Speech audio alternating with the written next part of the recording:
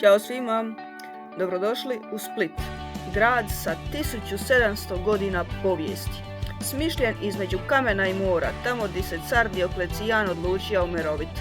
Ovo je moj kratki, skoro neplanski džir kroz Split, ali kroz ove kadrove ćete osjetiti dušu grada. Pa idemo! Letimo iznad rive, Bajamontuše, crkve Svetog Frane i prokurativa. Inače, crkva Svetog Frane je jedna od najstarijih u Splitu, sagrađena je još u 13. stoljeću, a prokurative sa venecijanskim štihom izrađene su u 19. stoljeću kad je Split već bija dobrano zakoračija u urbano doba. Tron se vraća natrag na rivu i tu počinje prava šetnja. Krenula sam šetnju preko zapadne obale, najljepše šetnice u gradu, pogotovo predvečer kad sunce pada za Marjan. Ova strana grada je mirnija, prozračnija i puna pogleda, more, brodovi, svitlo. Dok odaš, ispod nogu su ti ploče s imenima slavnih Splićana, sportaša, umjetnika, glazbenika, znanstvenika itd.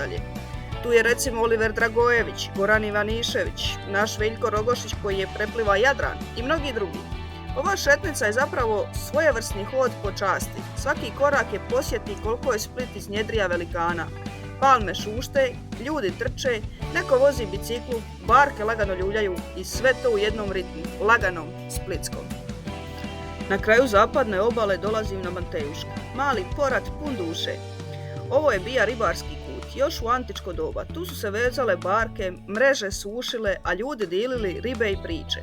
I dan danas tu je uvijek neko. Neki momak popravlja veslo, drugi pije pivu na zidiću, treći filozofira o životu. Mateuška nije ulickana, nije za razglednice, ali je stvarna. To je ono pravo splitsko more, bez filtera i bez reklame. Ako želiš čuti šta Splićani stvarno misle, sidi ovdje kraj njih i slušaj ih. I onda, ka šlag na kraju, kip Miljenka Smoje. Sidi na klupi kada je doma, kapa na glavi, pogled prema moru. Smoje zna sve o Splitu jer ga je volija i živija. I zato je još uvijek tu. Tiho, bez pompe, ali stalno prisutan. I napokon riva. Riva je srce Splita. Nekad obrambeni zid Dioklecijanove palače, danas dnevni boravak grada. Tu se pije kava, ogovara, gleda more, brodove i turiste koji sve slikavaju. Galebovi viču, dica trču, neko svira gitaru, a ti drugo piješ kavu ispod carskih prozora i ne razmišljaš o tome. Ulazim unutra zidina Dioklecijanove palače, jedne od najbolje očuvanih rimskih građevina u svijetu, sagrađene početkom 4. stoljeća oko 305. godine. Car Dioklecijan, poznat kao jedini rimski car koji je dobrovoljno abdicirao, odlučio je svoj ostatak života provesti upravo ovdje, na obali Jadrana. Njegova palača nije bila samo luksuzna rezidencija. Bila je to kompleksna tvrđava sa debelim kamenim zidovima, kulama za obranu, hramovima, carskim apartmanima, vojnim garnizonom i trgovima. Palača je dizajnirana kao pravi rimski vojni logor, s pravilnim rasporedom ulica, obrambenim zidovima i 4 glavna ulaza, zlatna vrata sa sjevera, željezna vrata na zapadu, srebrena vrata na jugu i brončana vrata na istoku. Nakon pada Rimskog carstva i razornih napada barbarskih plemena, stari rimski grad Salona nedaleko odavde je uništen, a njegovi stanovnici su se sklonili unutra sigurni zidina Dioklecijanove palače. Tako je palača s vremenom postala živopisni srednjovekovni grad poznat kao get. U getu su kroz stoljeća dodavane nove građevine, ulice i kuće, ali su rimski temelji ostali netaknuti. Ovdje se vide slojevi povijesti, od rimskih stupova i zidova preko srednjovjekovnih i renesansnih nadogradnji, do baroknih detalja i modernih dodataka. Iako je palača izgrađena kao carska rezidencija i vojna tvrđava, kroz povijest je postala srce svakodnevnog života Splićanima, s trgovima, crkvama, školama, zanatlijama i tržnicama. Središte geta su uske kalete koje vijugaju i vode do malih trgova i portuna, a svaki kamen priča priču o tisućama godina borbe, prilagodbe i života. Zanimljivo je da je palača i danas jedna od rijetkih takvih rimskih građevina u Europi gdje ljudi stvarno žive i rade, što joj daje jedinstvenu živost i karakter. Ova unikatna mješavina rimske arhitekture i mediteranskog života čini get ne samo povijesnim lokalitetom, već živim dijelom grada koji spaja prošlost i sadašnjost.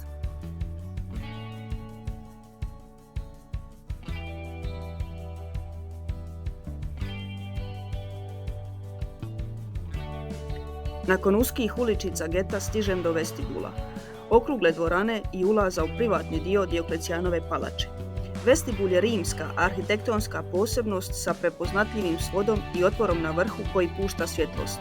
Taj prostor je služio kao kontrolni punkt za ulaz u careve apartmane i ima je odličnu akustiku. Danas se tu često održavaju klapske izvedbe jer je akustika savršena za pjevanje. Stoji tu više od 1700 godina svjedočeći o moći i ljepoti rimskog graditeljstva. Nakon vestibula stižem na Peristil, glavni trg Dioklecijanove palače i srce antičkog Splita. Peristil je prostran i pravokutni trg okružen visokim rimskim stupovima koji su nekad držali krov sa otvorom u sredini. Ovdje se car Dioklecijan obraća narodu, održavale su se ceremonije i javna okupljanja. Na Peristilu i danas osjećaš snagu rimske arhitekture i povijesti, a oko trga dominira zvonik katedrale Svetog Duje, zaštitnika Splita. Zvonik se uzdiže visoko i pruža prekrasan pogled na cijeli grad. Zanimljivo je da se na jednom putu Peristila nalazi i original egipatska sfinga, koju je Dioklecijan donio iz Egipta, kao simbol svoje moći i veze sa drevnim civilizacijama. Danas je Peristil uvijek živ i pun događaja, od glazbenih nastupa i kazališnih predstava do turista i lokalaca koji uživaju u jedinstvenom ambijentu. Često ćeš vidjeti ljude obučene kao rimske vojnike koji poziraju za fotografije i dodatno oživljavaju povijest.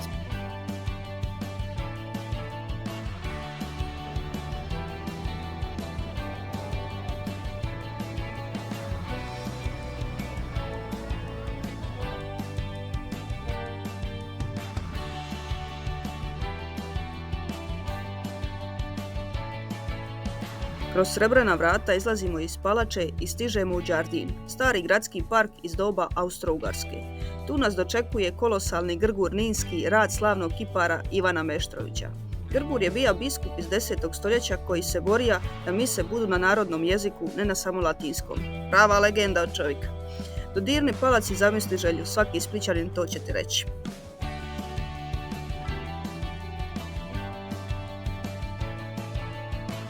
Prošli smo kroz zlatna vrata pa nastavili kalama među kamenim kućama i uskoro se ponovo našli na Peristilu. Ali ovaj put nismo ostali na svitlu, spustili smo se dolje u Dioklecijanove podrume. To je jedan od najočuvanijih dijelova palače. Prostor ispod carskih odaja građen kao temelj gornjeg grada. Služili su kao skladišta, radne prostorije, ali i kao prostor za otpad i servisne hodnike. Zanimljivo je da su podrumi gotovo istovjetni rasporedu prostorija iznad njih, što je rimskim graditeljima omogućilo da sve stoji stabilno stoljećima. Dok hodaš tim hodnicima, osjećaš hladnoću, vlagu i onaj tihi mir povijesti. Ovdje su se nekad čuvale zalihe, pripremala roba, a danas izlažu se umjetnine, održavaju koncerti, predstave i sajmovi.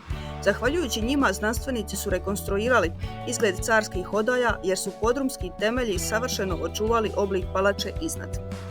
I još nešto, fanovima serija, poznato je da su ovdje snimane i scene iz Game of Thronesa jer ovaj prostor stvarno izgleda kada nisi u stvarnosti. Uglavnom, ako išta pokazuje koliko je Split slojevit, to su baš ovi podrumi. Ispod svakog kamenog trga, ispod svakog koraka je još jedna razina priče.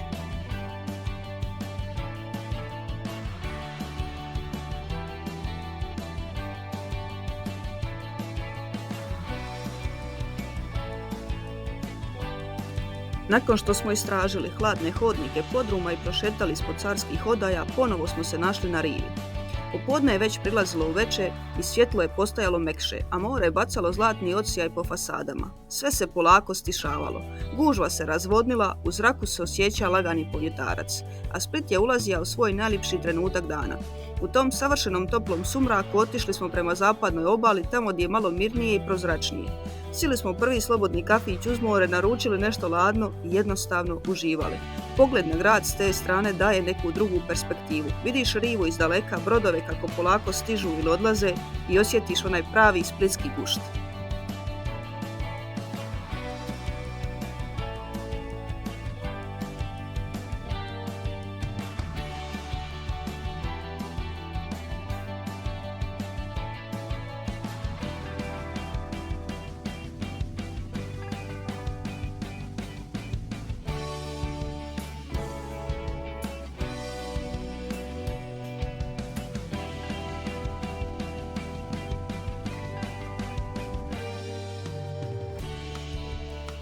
A kakav bi to video iz Splita bija da nismo se popeli na Marjan.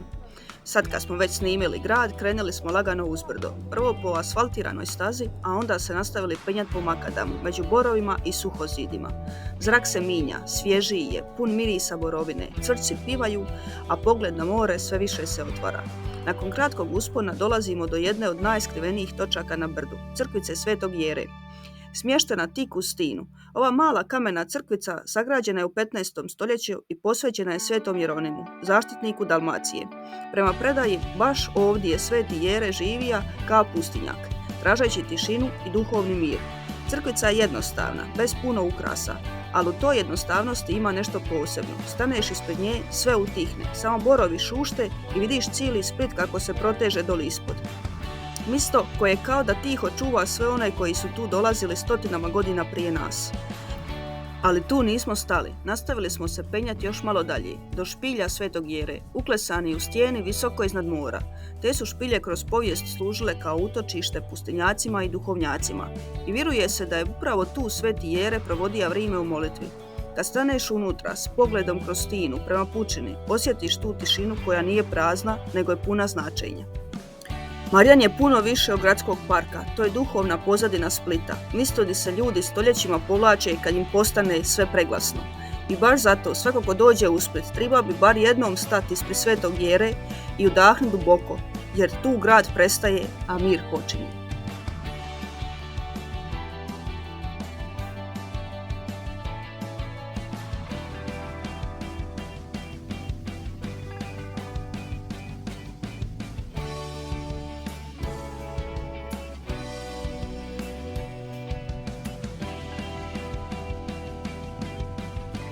A kakav bi to video iz Splita bija da na kraju nisam zaplivala?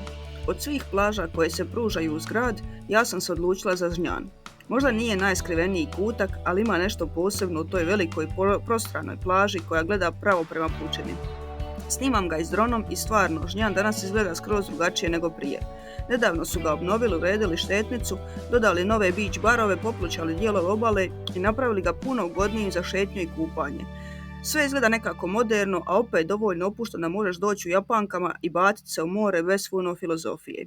Voda je bila osvježavajuća, taman da se spere od svega što sam prošla taj dan. Kamene, kale, usponi, sunce, povijest, sve to nestane kad zaroniš, a meni je baš to bilo ono vrh i kraj koji mi je triba. I to je to za ovaj video iz predivnog Splita. Uskoro dolazi još jedan puno opširniji, jer sve što ima Split za ponuditi ne može stati u samo jedan video. Ako vam se ovo svidjelo, stiznite like, preplatite se i šaljem vam lijep pozdrav ekipa.